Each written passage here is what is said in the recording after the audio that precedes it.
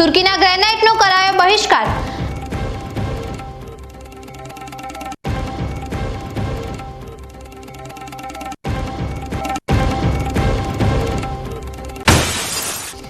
Palanpur Delhi railway track પર મોતનો ખેલ, રેલવે વિભાગની સક્રિયતાના પગલે નિષ્ફળ।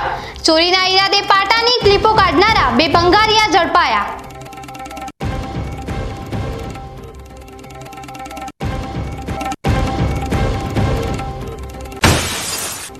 ચોમાસા સામે બનાસકાંઠાનું અભેદ કવચ તૈયાર, વહીવટીતંત્ર દ્વારા કરાઈ સજ્જતાની સમીક્ષા।